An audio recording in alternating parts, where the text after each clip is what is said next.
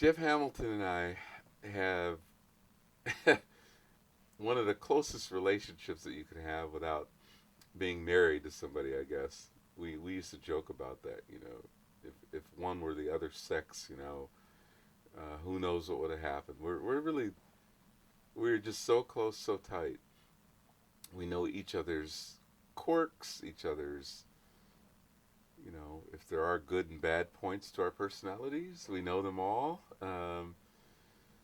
Uh, I don't even know where to begin. It started at Indiana University, where I met him, um, and I was kind of the big city rat, and he was the country rat, and he, you know, me coming from L.A., him coming from Richmond, Indiana, both of us at Indiana University, we did a gig together as students, and he said on a break, "Can I just ask you some things?" And he wanted to know how I had gotten it together, and I told him about playing along with records, transcribing, thinking about people that you wanted to play with, and all that stuff was just sort of kind of what I'd learned, and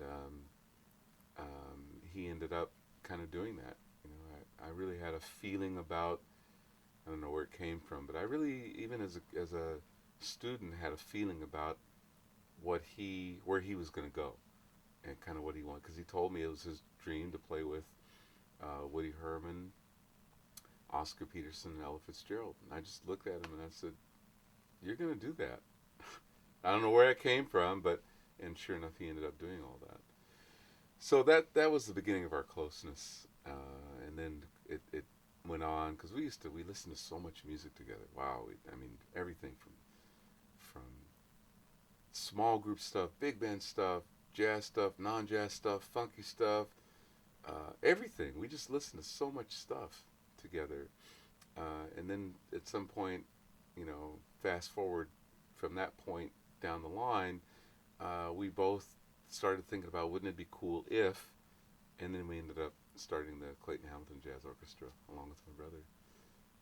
So that's how it all began. But we, you know, we're so lucky to have found each other because that drum and bass relationship.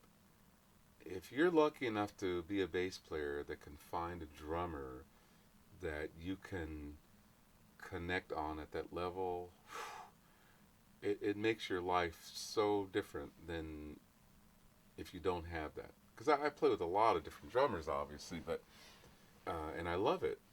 But to be able to pick up my instrument and not think about where I might have to adjust my playing a little bit so that the music really works, which I'll do, but I don't have to do that with Jeff Hamilton. Jeff Hamilton doesn't have to do that with me. I know, he knows, let's put it that way. He knows when I'm a little insecure about something. He knows when he has to sort of support me. He knows when, you know, there are things like when we played that trio concert recently on the Jazz Cruise. On one of the songs, he was playing drums, and he didn't really look at me, but he just sort of angled his body slightly so that he could get my attention. And then while he was playing, he just leaned back about 6 inches, and I knew exactly what he meant. You know, I was a little bit forward with the groove, and he was asking me, "Hey, let's make sure that we chill on this, you know, relax." So that's the kind of relationship that he and I have, and I don't have that with anybody else. Very nice.